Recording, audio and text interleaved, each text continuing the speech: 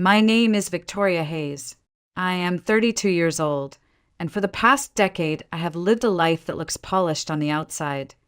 CEO of a successful logistics company in Atlanta, the kind of woman people point to as an example of what determination can achieve.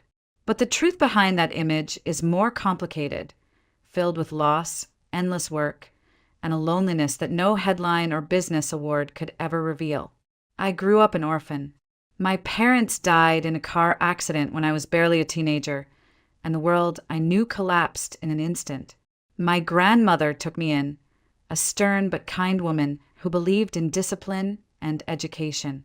She had very little, yet she poured everything she had into raising me. Her house became my world.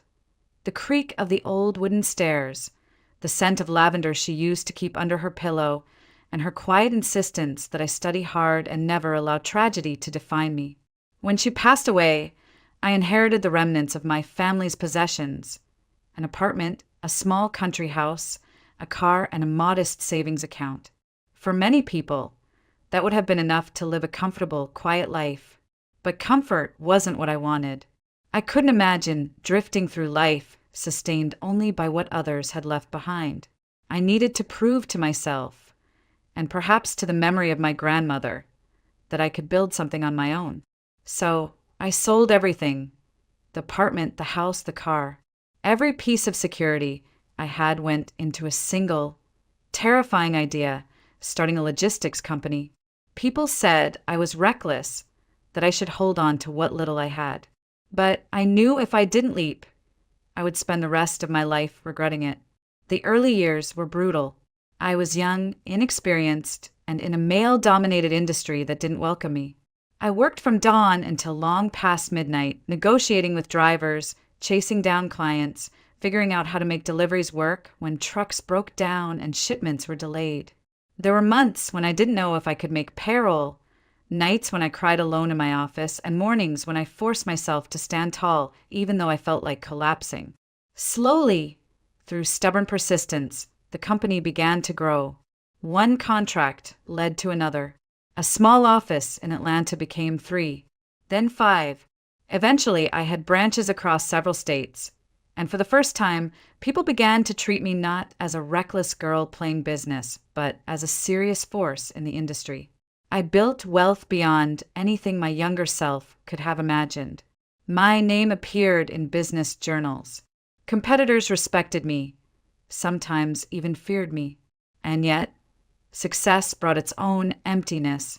I had no close friends to share it with, no partner waiting at home, no family left except photographs and fading memories. My life was a relentless cycle of airports, meetings, and numbers. People shook my hand, but no one held it. So when I finally allowed myself to step away, even briefly, it felt like breaking out of a prison I had built myself. After years of driving myself to exhaustion, I booked a vacation, a real one, far away from Atlanta, far away from boardrooms and shipping contracts. I told myself it was just a break, but deep down I hoped it might be something more, a chance to remember what it felt like to live, not just to survive. The Dominican Republic was nothing like Atlanta. The moment I stepped off the plane, I felt the weight of my life begin to slide off my shoulders. The air was heavy with salt and warmth, the sun brighter than anything I'd seen in years, and for the first time in as long as I could remember, I wasn't thinking about contracts, deadlines, or warehouses. I was simply Victoria Hayes, a woman on vacation, standing in the middle of paradise. The resort itself looked like it had been pulled from a postcard. White sand stretching endlessly, turquoise water lapping against the shore, palm trees swaying as if they had all the time in the world. I checked into my suite, overlooking the ocean, and promised myself that for these days I would let go. No phone calls from the office, no late-night emails. Just me, the sea, and the silence I had craved for so long.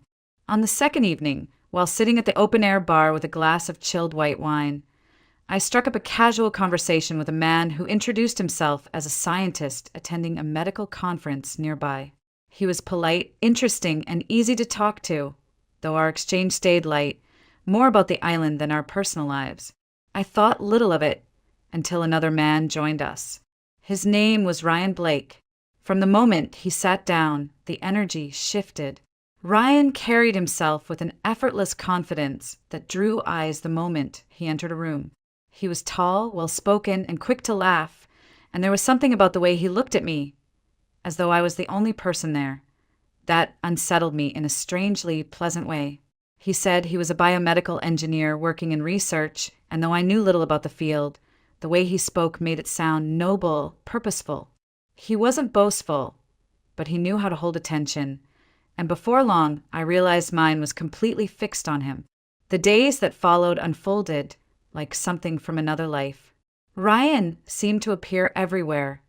At breakfast buffets where he'd casually ask if he could join me, on the beach where he'd offer to help carry my bag, in the evenings when he invited me to stroll along the shore. At first, I thought it was coincidence, but it became clear he was seeking me out, and I didn't mind.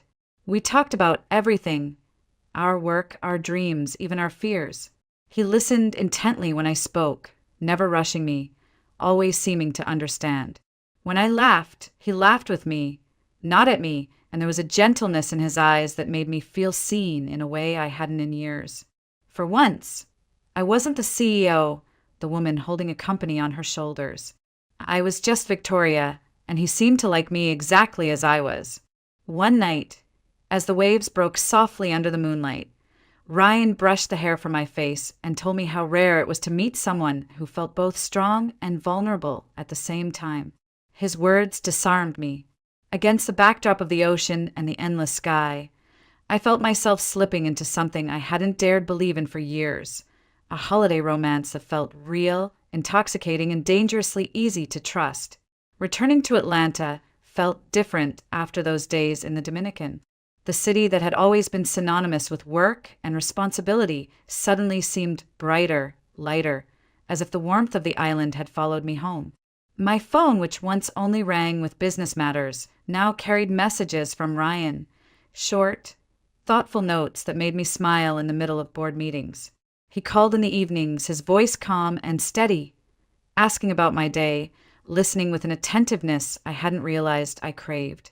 It wasn't long before the distance between us shrank. Ryan flew to Atlanta within weeks of my return, claiming he had a work conference nearby, but spending most of his time with me. We went out to dinner, walked through Piedmont Park, even toured the Atlanta Botanical Garden one afternoon when the weather was unusually mild. Each moment felt like another piece of proof that what we had was more than just a fleeting vacation romance. Soon, his visits became regular. He didn't seem to mind rearranging his schedule, and I didn't question it. Instead, I welcomed his presence as though he had always belonged in my life. When he suggested one evening over a quiet dinner at my condo that perhaps it would be easier if he moved in with me, less back and forth, more time together, I hesitated only for a moment. The logical part of me, the CEO who measured risk and return, whispered that it was too soon. But the woman who had felt empty for years, who had just begun to believe in love again, silenced that voice. I said yes. The transition was almost seamless. Ryan slipped into my daily life with practiced ease. He helped with little things, picking up groceries, making coffee before I headed to the office, even suggesting we cook together on nights when I was too tired to go out. It felt comforting, like discovering a rhythm I didn't know I had been missing. Michael Grant, my longtime business partner and the closest thing I had to a brother, noticed the changes quickly. One afternoon, as we reviewed quarterly reports, he leaned back in his chair, studying me with a frown. "Victoria," he said carefully, "don't you think this is moving a little fast? You barely know this man. Vacation flings don't usually survive real life." I bristled, defensive. "Michael, you don't understand. This isn't a fling. Ryan is different." He sighed, clearly unconvinced. "I just don't want to see you hurt. You've worked too hard to let someone waltz in," and I cut him off. "Not everyone is out to take something from me. Ryan cares about me. I can feel it." The conversation ended there, but his concern lingered in the back of my mind. Still, I chose to ignore it. I told myself Michael was simply overprotective maybe even a little jealous of the time I now spent away from the office. Love, I believed, wasn't meant to be analyzed like a balance sheet. It was meant to be felt. And in those early months, I felt it everywhere. In Ryan's smile, his touch, the way he said my name. I convinced myself that I had found my destiny, my second chance at happiness. It didn't take long before I blurred the line between my personal life and my professional world. Ryan had moved into my home so naturally that the next step seemed obvious to me, bringing him into my company. After all, he claimed to be a biomedical engineer, a man of science and discipline. Surely someone like that could adapt to logistics. More importantly, I wanted him beside me in every part of my life. So, against Michael's counsel, I created a senior management position for Ryan. His titles sounded impressive. His office overlooked downtown Atlanta, and his name now appeared on our company letterhead. The day I introduced him to the staff, he shook hands confidently, smiling as if he had belonged there all along. I watched with pride, convinced I was making the right choice. Michael, however, was not so easily convinced. After the meeting, he pulled me aside. "Victoria, this is reckless. He has no experience in logistics, no history in the field. You can't just drop someone into a senior role because I love him." I interrupted sharply. Michael's jaw tightened. "Because you're blinded. This isn't about love. This is about protecting what you built." But I was in no mood to listen. I brushed off his words, telling myself he was overreacting, unwilling to accept change. Ryan was my future, and I wanted him at the center of it. A few months later, we were married. It was a beautiful ceremony, intimate, elegant, the kind of event that photographers call timeless. Ryan looked every bit the perfect husband, whispering promises into my ear as we danced under soft lights. For a woman who had spent years believing she would never find love, it felt like a miracle. After the wedding, something in me shifted. For so long, I had carried the weight of the company on my shoulders, every decision, every crisis, every victory. Now I had a partner, someone I thought I could lean on. I began to step back, slowly at first, skipping a late-night meeting here, letting Ryan handle a supplier call there. Then, more often, I told myself I deserved the break, that it was healthy to share the burden. But cracks began to show. Ryan struggled with the simplest logistics problems, misrouted shipments, incomplete contracts, scheduling errors. When staff came to him for answers, he gave vague instructions or brushed them off. Mistakes that I would have caught immediately slipped through, costing us time and money. Michael noticed, of course. He tried again to warn me, bringing spreadsheets and data to prove Ryan was failing. I waved him off, unwilling to believe. "He's still adjusting," I argued. "Everyone makes mistakes in the beginning.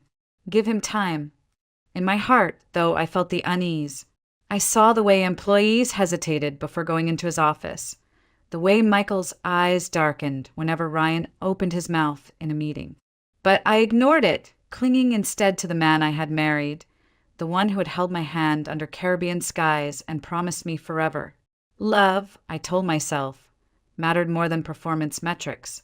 Love excused flaws, smoothed over rough edges, and forgave shortcomings. At least, that's what I wanted to believe. It happened on an ordinary evening, the kind you never expect to change your life. I was at the supermarket, standing in line with a basket of groceries, when a sudden wave of dizziness swept over me. The world tilted, the lights blurred, and before I could reach for the counter, everything went black. When I opened my eyes again, I was lying in a hospital bed, the sterile scent of disinfectant sharp in my nose, monitors beeping steadily at my side. A nurse leaned over me, her voice calm but firm. "You fainted, Ms. Hayes. We ran some tests while you were unconscious. The doctor will be in shortly." The doctor arrived not long after, his expression serious. He sat beside my bed and folded his hands. "Ms. Hayes, we found something unusual in your blood work. It appears you have a rare blood disorder. It's progressive and in many cases difficult to treat." I stared at him, unable to process the words. A blood disorder? That can't be right. I've had regular checkups. I've always been healthy. He nodded sympathetically. I understand this is difficult to hear. We're consulting with specialists. There are clinics overseas, one in India, specifically, that claim to have experience treating cases like yours. But the treatment is experimental, and the cost is significant. And I cannot guarantee success. The words sank in like stones. A rare disorder. Progressive. No guarantees. For the first time in years, I felt small, fragile, as though the empire I had built could crumble with me in it. Michael was the first to visit. He sat beside me, his face pale, but his voice steady. Victoria, you have to fight this. If there's even a chance that clinic can help you, take it. Money comes and goes. Your life doesn't. His urgency both comforted and frightened me. I wanted to believe him, to believe there was still a path forward. Ryan, on the other hand, was different. When I told him what the doctor had said, he leaned back in his chair, arms crossed, his face unreadable. So they want a fortune for something that might not even work? That sounds like a scam. They prey on desperate people, telling them what they want to hear. It's a waste of money. His coldness cut deeper than the diagnosis itself. Ryan, I whispered, we're talking about my life. And what if you spend everything and it still doesn't work, he shot back. Then what? You'll be gone. And everything you worked for will be gone too. Maybe it's better to accept reality and live whatever time you have left comfortably. The silence between us was heavy, filled with two entirely different truths. Michael's voice echoed in my mind. Hope, fight, take the chance. Ryan's words pulled in the opposite direction. Pragmatism, money, surrender. I closed my eyes, torn between the two men, two philosophies. But deep inside, I knew one thing with certainty. I wasn't ready to give up. Not yet. My days at the hospital blurred together. Blood tests for drips, endless consultations that all seemed to circle the same hopeless conclusion. I was weak, more exhausted than I'd ever been in my life. And in that weakness, Ryan found his moment. One evening, he came into my room carrying a leather folder. He placed it on the tray beside my bed, his expression serious but almost rehearsed. Victoria, we need to talk about the company. While you're here, someone has to handle things. Suppliers, contracts, payroll. It's too much for Michael to juggle alone. You need to authorize me. I frowned, my voice thin. Michael is more than capable. He's been by my side since the beginning. Why can't he? Ryan cut me off gently but firmly. Because he's already stretched too thin. You know it. And let's be honest, he's never liked me. Do you really want him making decisions without you? This is your company, Victoria. The only way to protect it is to put it in the hands of someone who loves you. He opened the folder, sliding the documents toward me. I scanned the pages with blurred eyes, the legal language heavy and impenetrable. General power of attorney. Full authority to act on my behalf in all financial and corporate matters. I don't know. My hand trembled slightly as I pushed the folder away. It feels too much. Ryan leaned closer, his voice softening, the way it did when he wanted something. Listen to me. You're fighting for your health. You need rest, not boardroom battles. Let me take this burden from you. Isn't that what marriage is about, sharing the weight? Trust me, Victoria. Trust me to protect everything you've built. Those words, trust me, sank into the fog of my exhaustion. I wanted so badly to believe him, to believe that love meant I could finally let someone else take control. Michael, however, wasn't so easily persuaded. When he visited the next morning and saw the papers on my bedside table, his face hardened. Victoria, please tell me you haven't signed these. I haven't yet, I admitted. Good, because you can't. This gives him everything, your company, your assets, even your personal accounts. If he wanted to, he could sell the business tomorrow. You'd have nothing. I winced at his harsh tone. Michael, you're being dramatic. Ryan's my husband. He wouldn't. You don't know that, Michael snapped. You're vulnerable and he knows it. Don't hand him your life on a silver platter.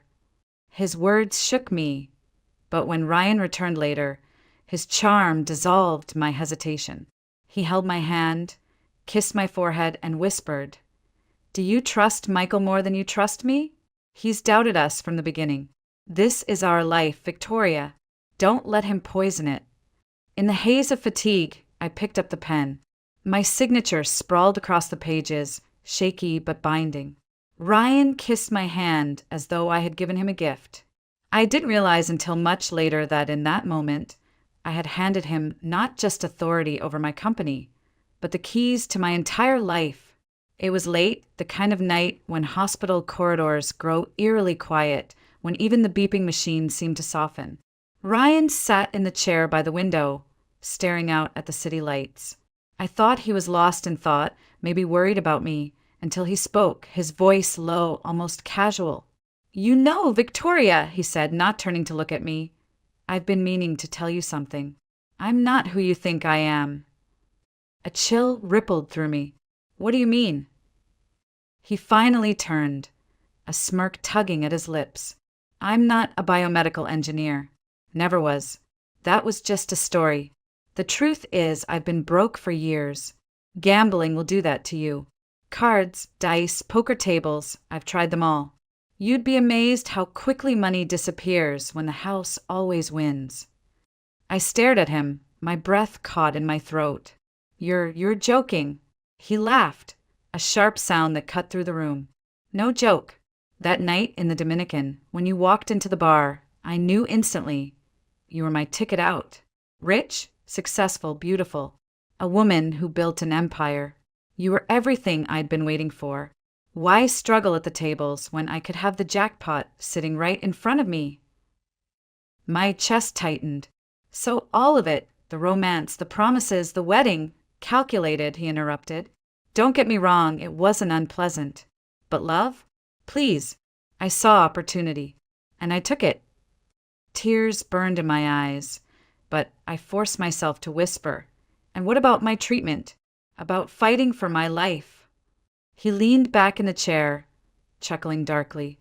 "I never intended to waste a fortune on some clinic halfway across the world. India, really? Those places sell hope like snake oil. You actually believe that nonsense?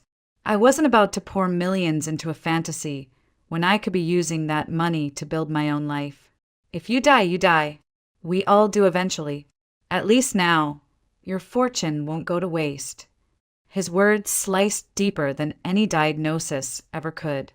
My heart pounded in disbelief, in fury, in despair. How could you?"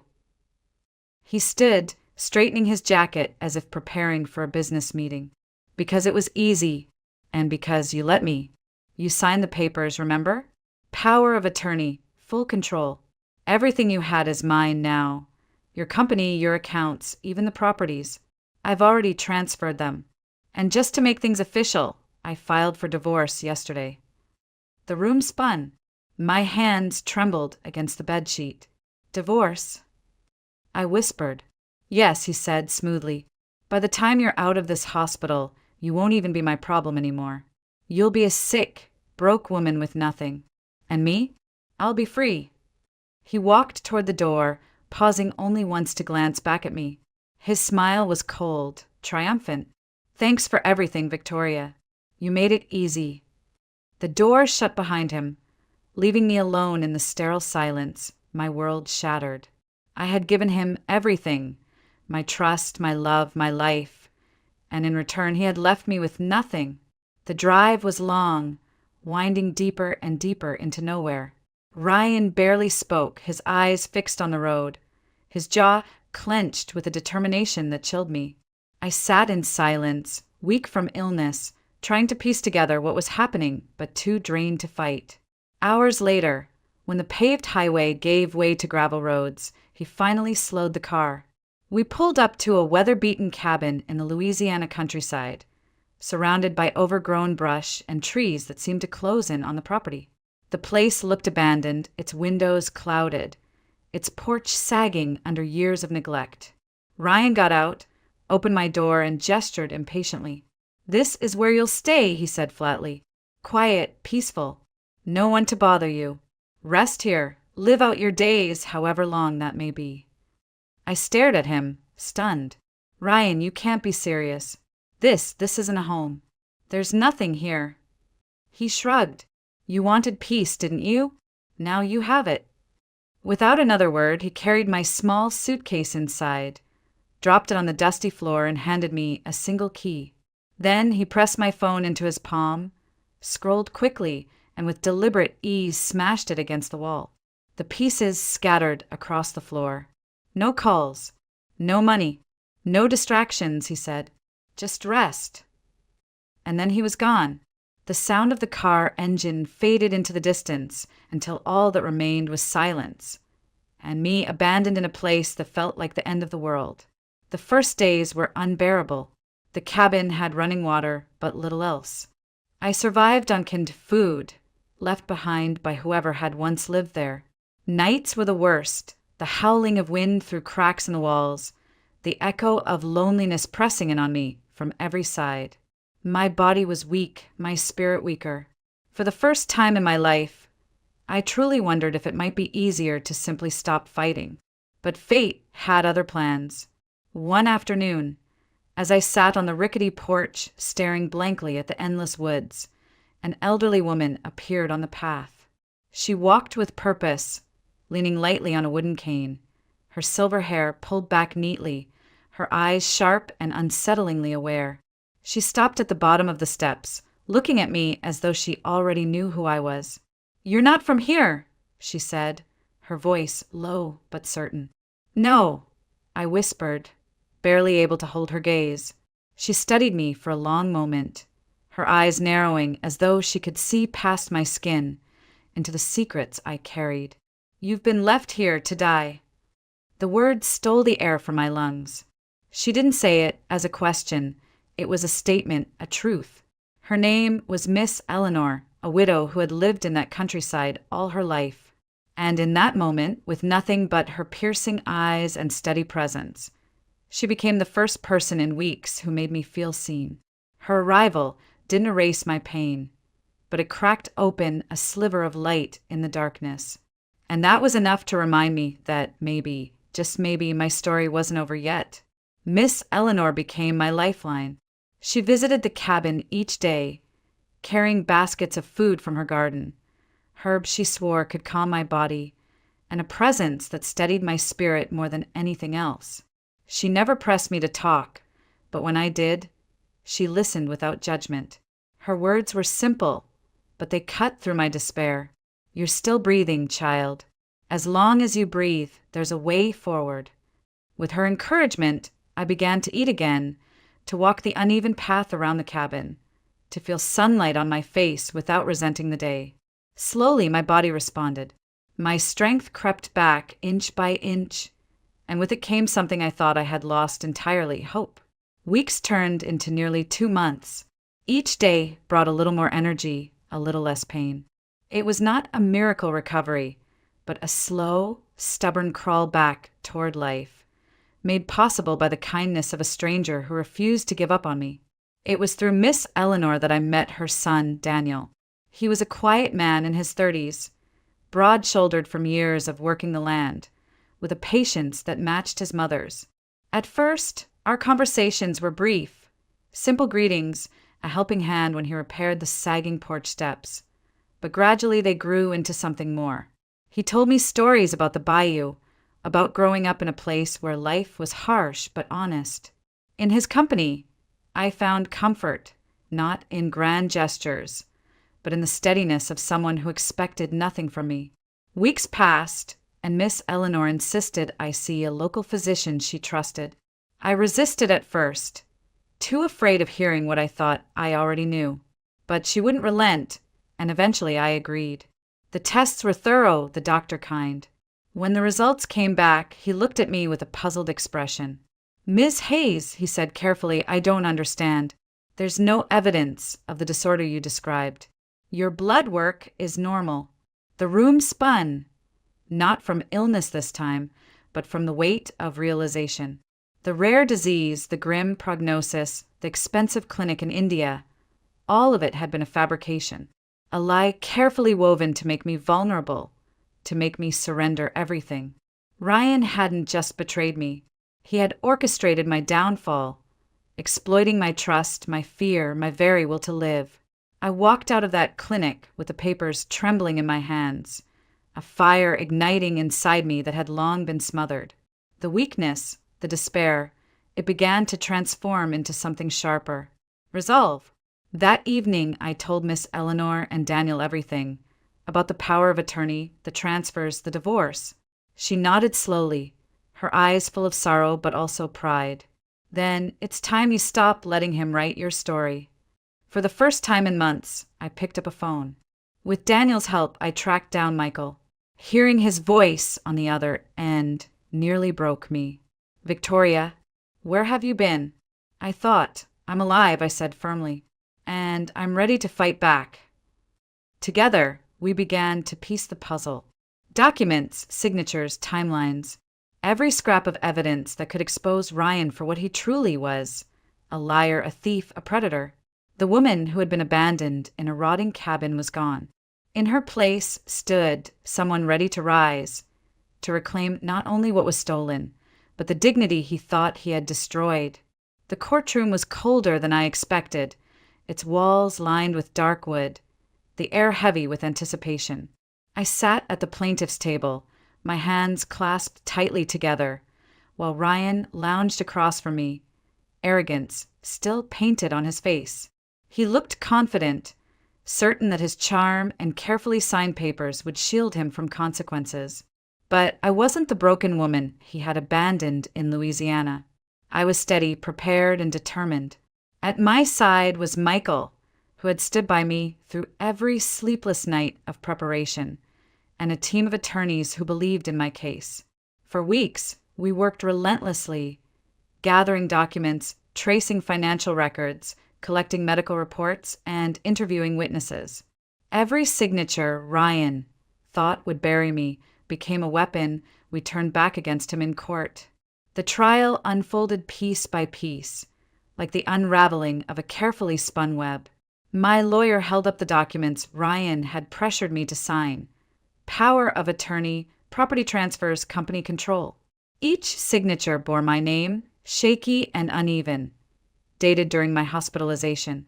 Medical records were then presented, showing I had been under treatment, sedated, physically weakened. Experts testified that in such a condition, no one could make rational business decisions. Ryan's defense faltered quickly.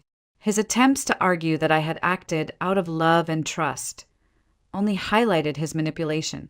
And then came the most damning evidence: financial records tracing my assets directly into his personal gambling debts. Casino transactions, online betting accounts, even wire transfers to known bookmakers.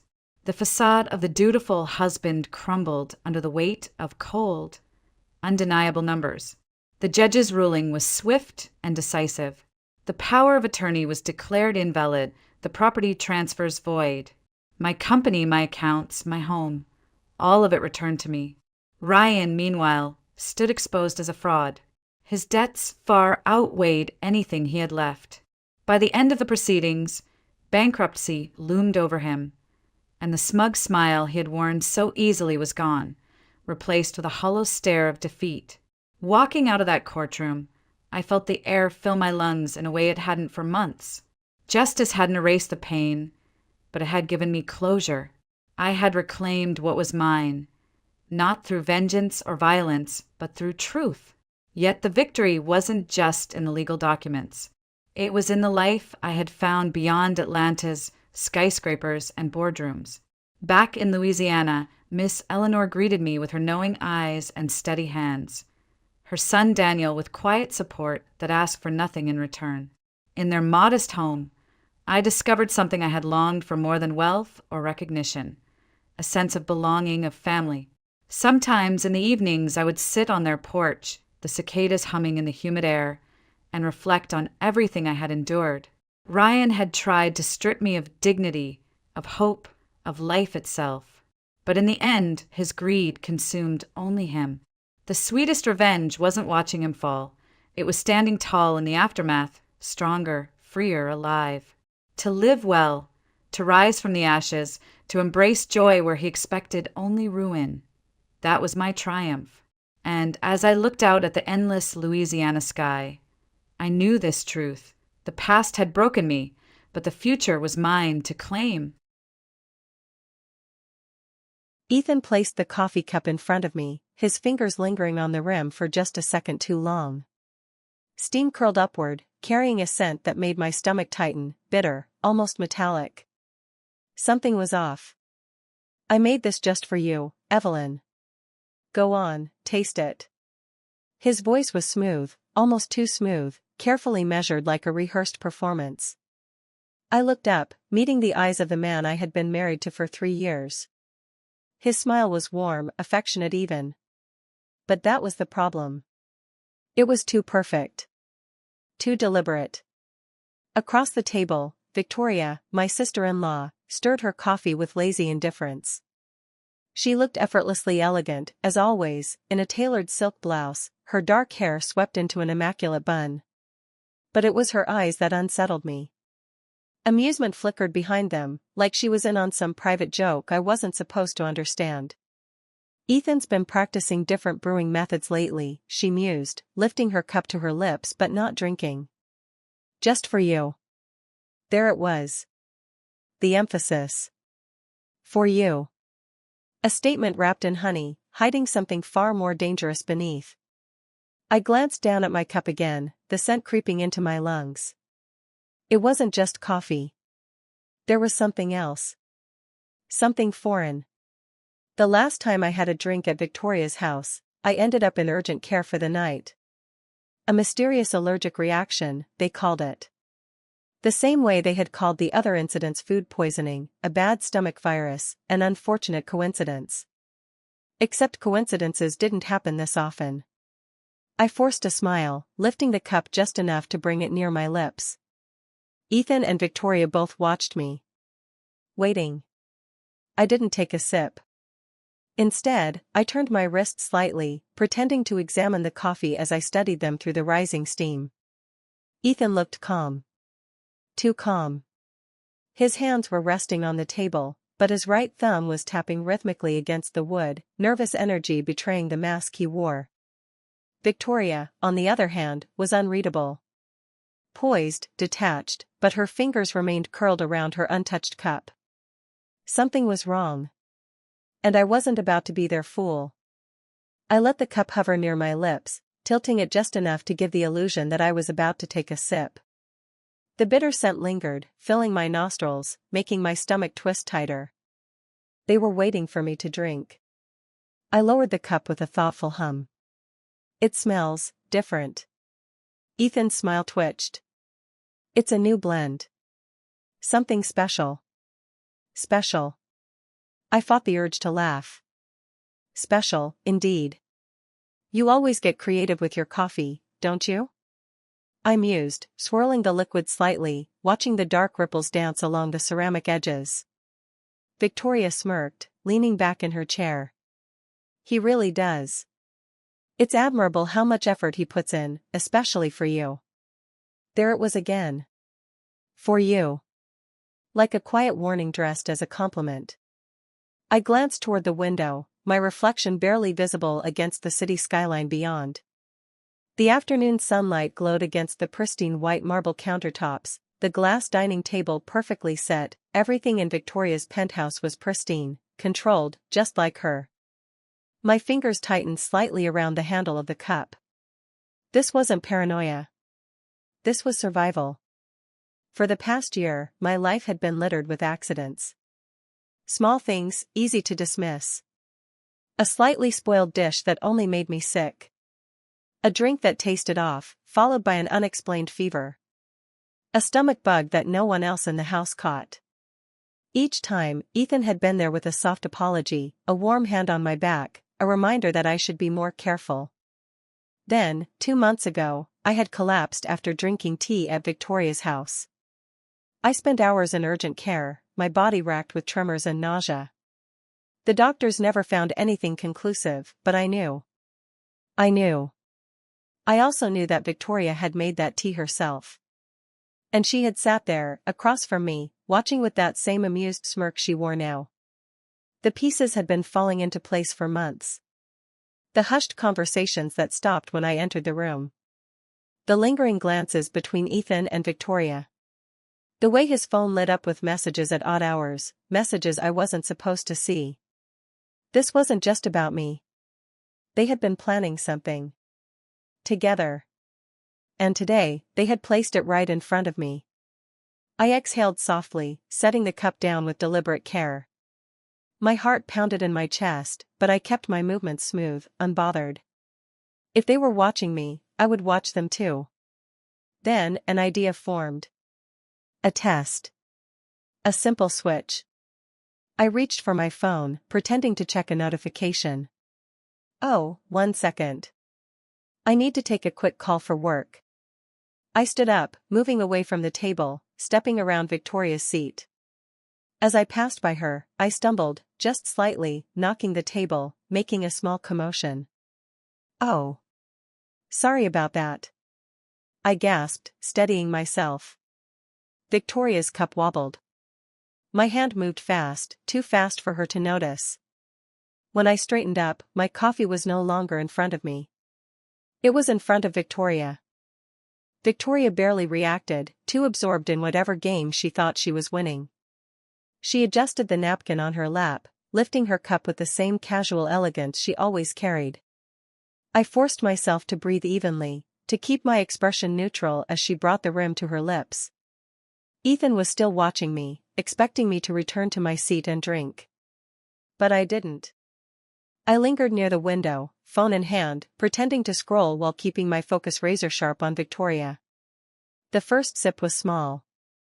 Barely a taste. She let the coffee sit on her tongue for a moment before swallowing. Then, something changed. It was subtle at first, a flicker of hesitation, her fingers tightening around the porcelain, the barest shift in her expression. My pulse quickened. She set the cup down slowly, blinking twice.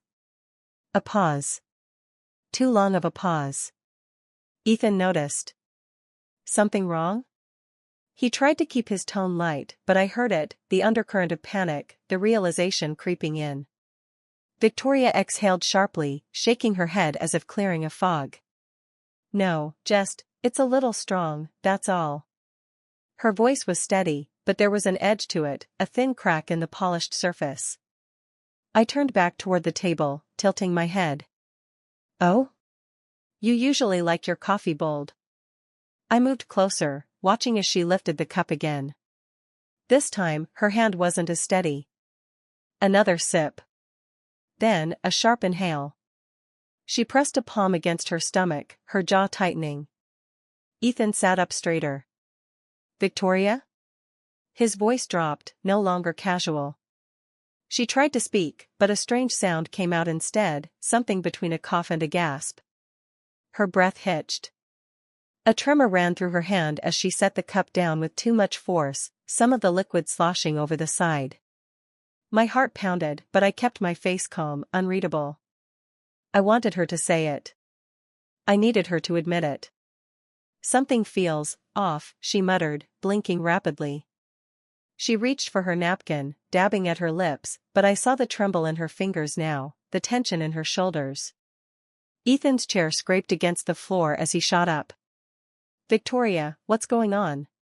He glanced at me, then at her cup. I watched the exact moment the realization hit him, when he put it all together. Panic settled into his features. His gaze snapped back to me, searching for confirmation, for any sign that I had figured it out. I held his stare, letting the silence stretch between us before speaking. That wasn't my cup, I said softly. His face drained of color. Victoria let out a sharp breath, gripping the edge of the table. Ethan. Her voice was barely above a whisper now, strained, uncertain, but laced with something new, fear. Ethan turned back to her, eyes wide, hands twitching at his sides. That wasn't supposed to be yours, he muttered, almost to himself. But the words hung in the air like a death sentence. The room went still. The only sound was Victoria's unsteady breathing, the faint clink of her spoon against the saucer as her trembling hand knocked against it. The perfect illusion they had crafted was shattering right in front of them. My pulse steadied, my grip tightening around my phone. I had what I needed. Now, it was time to finish this. Ethan lunged toward Victoria, his movements frantic as he crouched beside her chair. Just breathe, okay? You're fine. But she wasn't fine. Her pupils had dilated, her skin was paling by the second, and a thin sheen of sweat formed along her brow. Her fingers dug into the tablecloth, gripping it like an anchor. What did you put in it? Her voice was hoarse, each word a struggle. I stayed where I was, watching it all unfold. Ethan didn't answer. He couldn't. He was too busy calculating his next move, too busy realizing that his plan had collapsed right in front of him. I pulled my phone from my pocket and pressed the record button. You should tell her, Ethan, I said, my voice almost gentle. Tell her what was in my cup. The one she just drank. His head snapped up, eyes wild. Evelyn, this isn't what you think. No? I stepped forward, resting my hand on the back of an empty chair. Then explain it to me. Explain why Victoria is having the same symptoms I had 2 months ago, after drinking tea at her house. Or why I ended up in urgent care 3 times this year after sharing meals with you too. My voice hardened. Explain that. Victoria coughed, a choked sound escaping her throat. She clutched her stomach, her breath coming in short, shallow gasps. She wasn't trying to mask her fear anymore. Her body was betraying her, just as she had planned for mine to. I watched as the truth settled in, the horror, the betrayal. Her gaze shifted to Ethan, her lips parting. You, she whispered, something breaking in her expression. You told me it wouldn't. He clamped a hand over hers, gripping it tightly. Stop talking, he hissed under his breath. We just need to. I dialed 911. Ethan's head snapped toward me as the call connected. 911, what's your emergency? My sister-in-law appears to be having a severe reaction to something in her coffee, I said, my voice steady despite the chaos unraveling before me. She's conscious, but experiencing tremors and difficulty breathing. We're at 1542 West Monroe, Penthouse 3. Victoria's breathing hitched. Ethan's grip on her tightened, his knuckles turning white. His mind was working, I could see it. He was trying to find an escape route, a way to twist this in his favor. But there wasn't one. Not anymore. Victoria groaned, her body slumping slightly. Ethan, she rasped. Tell me, what was in it? Ethan swallowed hard. His silence was damning. I lifted my phone higher, ensuring the screen was facing him. I'm still recording, I reminded him. So go ahead, explain. His mouth opened, but no words came out. He knew there was nothing to say. Nothing that could undo this. The sirens blared in the distance, growing closer. Help was on the way, but not for him. Not for them. Ethan's world, the careful, calculated life he had built, was crumbling. And for the first time in a long time, I felt something close to relief. The sirens grew louder, the sharp wail slicing through the suffocating tension in the room. Ethan's face was pale now, beads of sweat forming along his hairline. His grip on Victoria slackened just as her body trembled again, her breathing turning more erratic.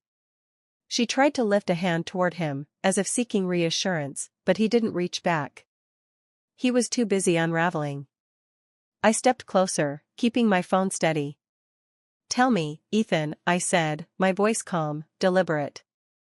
How were you planning to explain this? If I had been the one to drink that coffee instead of her, what was your plan? He turned to me then, something shifting behind his eyes, something darker. For a split second, I saw it. The calculation. The survival instinct kicking in. But before he could piece together whatever lie he was scrambling for, Victoria let out a sharp, pained gasp. You said it, would just make her sick, she choked out, her voice barely above a whisper. Her hand gripped Ethan's sleeve weakly. You said, it wouldn't be traced. My breath caught. There it was. The confession I had been waiting for. Ethan flinched, his head whipping toward her. "Victoria, stop talking," he snapped, his voice low but edged with panic. She ignored him, her glazed eyes locking onto mine instead. "The tea," she muttered, her words slurred. "The breakfast, the last time." It was all him. I felt my stomach drop. I had suspected Victoria had been in on it from the start. But now, as I watched the realization dawn in her eyes, I saw something else. She had been manipulated too. I gripped my phone tighter. "And what about this time?" I asked softly. "Was it him again?" Her lips parted, but she never got the chance to answer.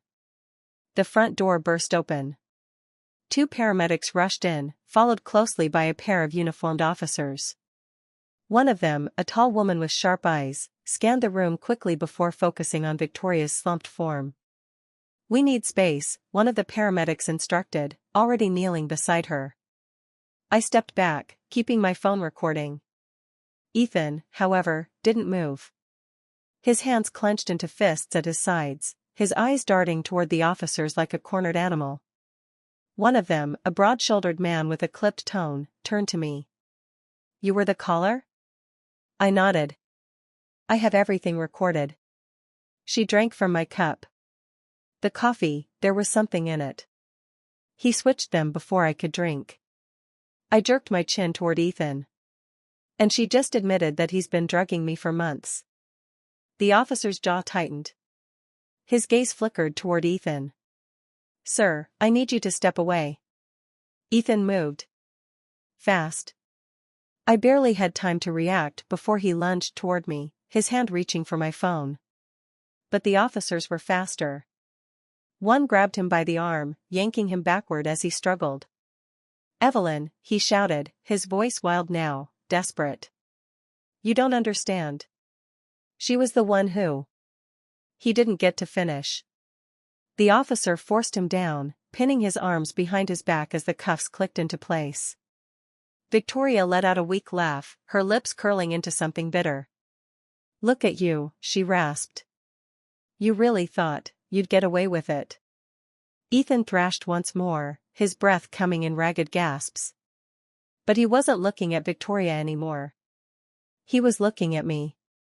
And for the first time since this all started, I saw something real in his eyes. Fear. Ethan's struggles grew weaker as the officers secured the cuffs around his wrists. The panic in his eyes was raw now, stripped of the calculated charm he had worn for years. He wasn't in control anymore. He knew it. I knew it.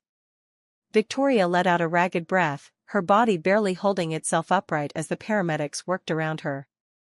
She was still conscious, but barely. Her fingers twitched slightly on the table, her skin pale and clammy. Despite the fear in her expression, there was something else flickering beneath it, realization. She had never thought she would be the one gasping for breath. I shifted my attention to Ethan. His chest was rising and falling rapidly, his lips slightly parted as if he was still trying to come up with a way out of this. "You really thought I wouldn't notice, didn't you?" I said quietly, stepping closer. "All those times you made excuses. All those nights I was curled up in pain, and you convinced me it was just bad luck." I shook my head, my grip tightening around my phone. "You almost had me believing it." His nostrils flared. "Evelyn, you don't understand." "I understand perfectly." I held up the phone, the red recording light still blinking.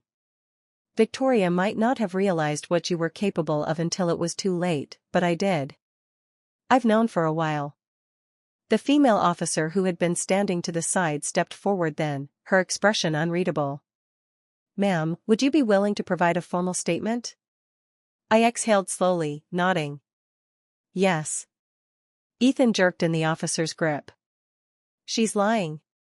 She set this up." His voice cracked with desperation.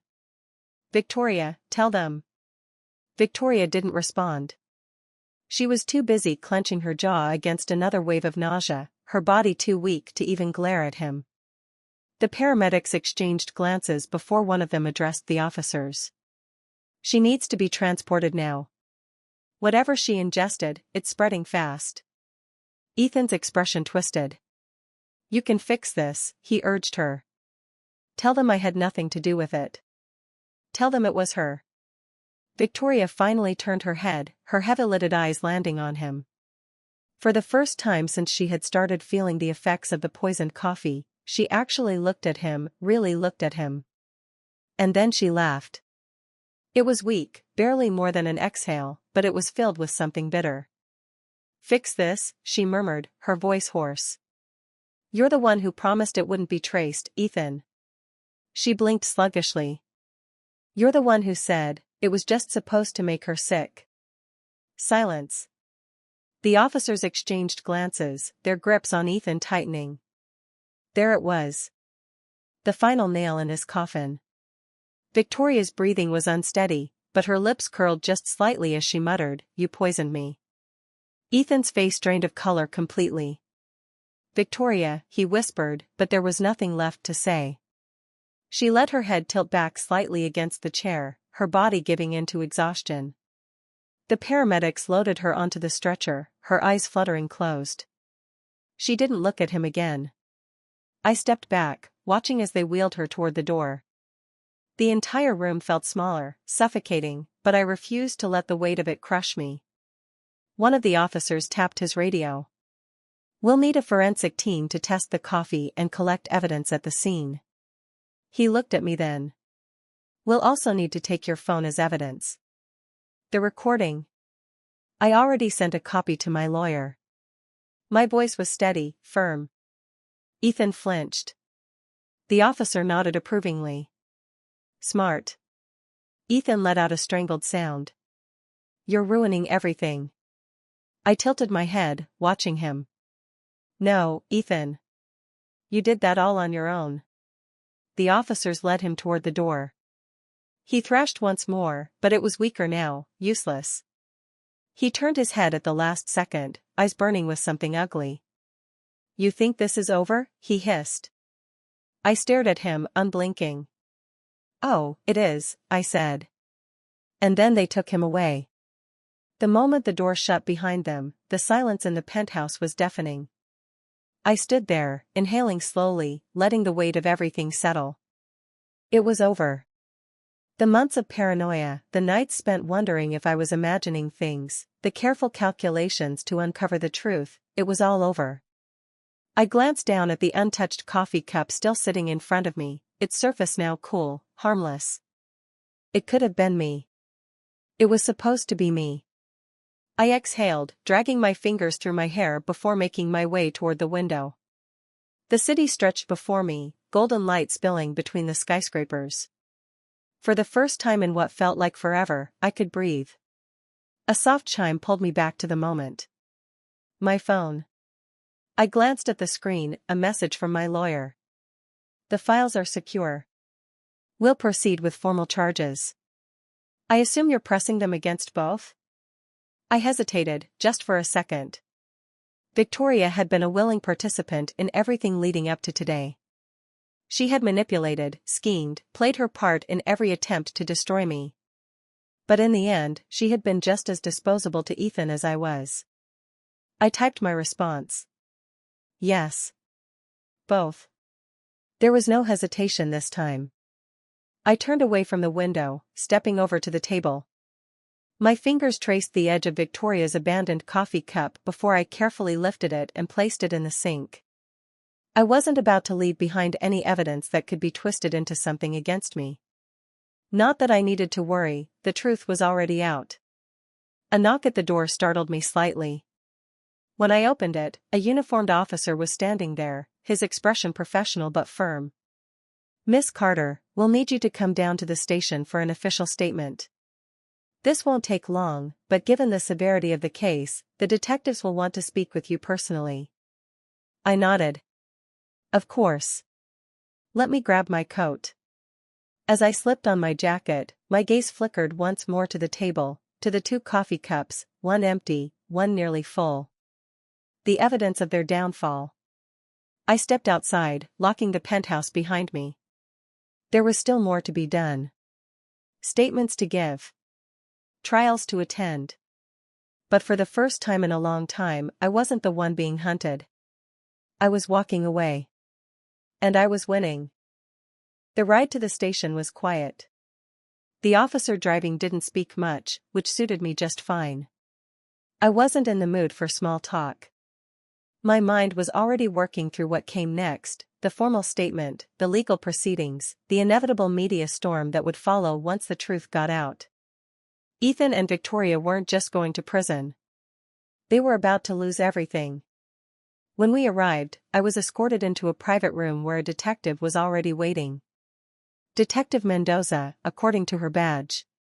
She was sharp-eyed, mid-40s, and had the air of someone who had seen far too many cases like this. She gestured for me to sit. "Miss Carter, I appreciate you coming in so quickly," she said, flipping open a file. "Let's start with what you know." I leaned back slightly, meeting her gaze head-on.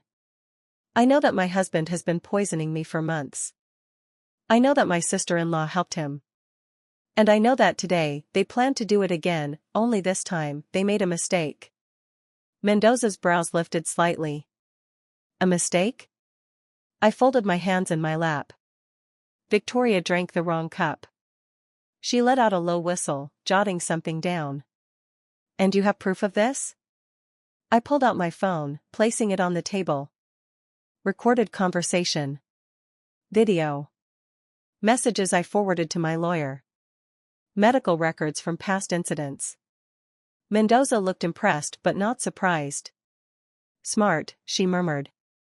"Most people in situations like this don't think that far ahead." I let out a dry laugh. "Most people don't expect their own husband to try and kill them." She nodded, flipping through the notes in front of her. "Forensics is already analyzing the coffee. If the toxicology report matches what we suspect, your husband will be facing attempted murder charges.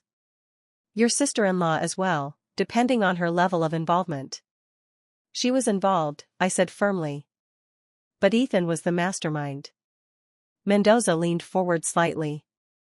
"Why do you think he did it?" I exhaled. "Money. Power. Control." My jaw tightened. Ethan always hated that I was the more successful one. My company was thriving, and his career had stalled. Victoria wanted me out of the way because we worked in the same industry, competing for the same clients. Together, they figured out a solution that worked for both of them. Mendoza clicked her pen, nodding slowly. "But they got greedy. And sloppy." "They underestimated me," I corrected. She studied me for a long moment, then closed the file. "I'll be honest, Miss Carter. Most people in your position wouldn't have made it this far. They would have ignored the signs, given in to fear, or ended up exactly where Ethan wanted them to." I held her gaze, my voice steady. "I don't scare easily." A small smile tugged at the corner of her lips. "Good. That's going to serve you well in the trial." She stood, extending a hand. "We'll be in touch once the official charges are filed. In the meantime, if you need anything, security, legal support, let us know. Given the nature of this case, you're going to be under a lot of scrutiny." I shook her hand. "I can handle it." And I meant it.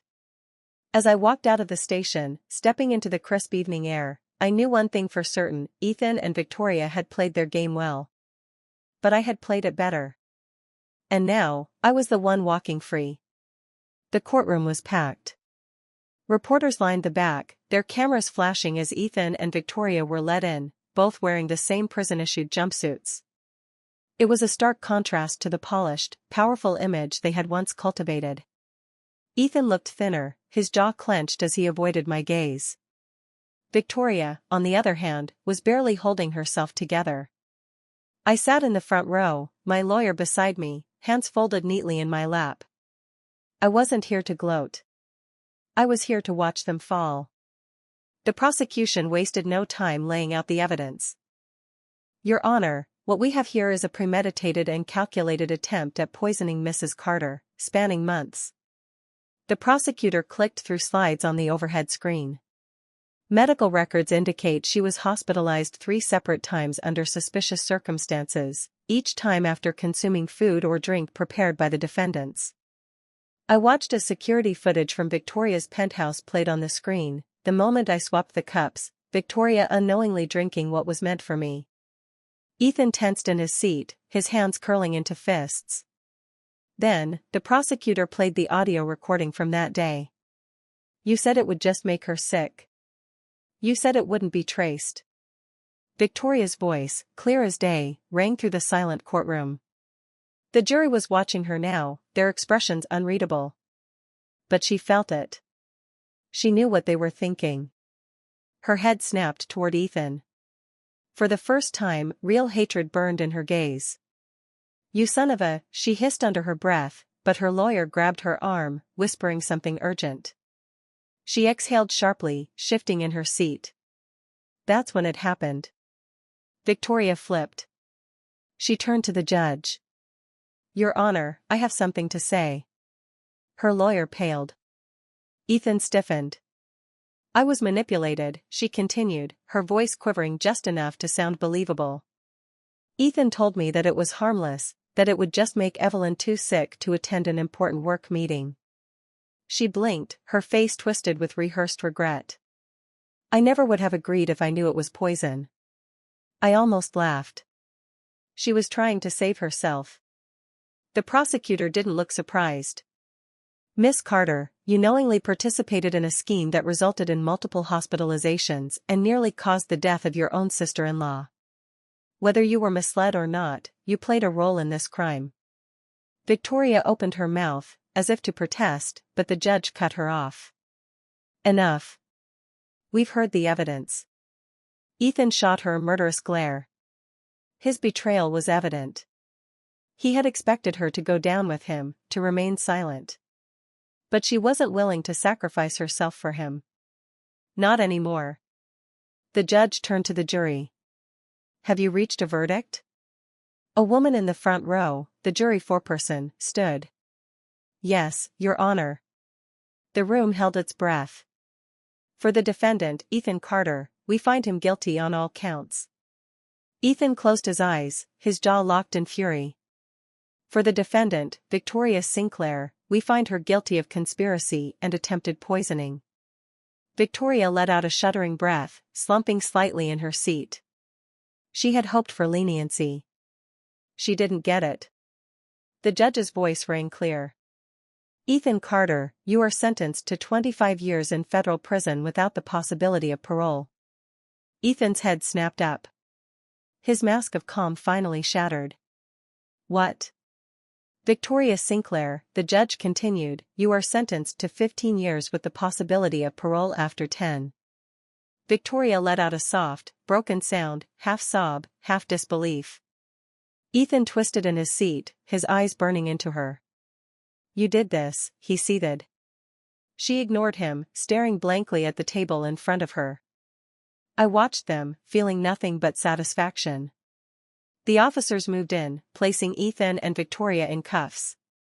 As they were escorted past me, Ethan suddenly lunged forward, his eyes wild.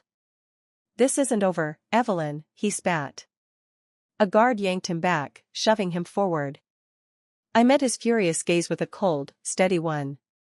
Oh, Ethan, I murmured, just loud enough for him to hear. It's over for you. He didn't get the last word. I did. 1 year later, I stood in the executive boardroom of Henderson & Co., the very company Victoria had once tried to steal from me.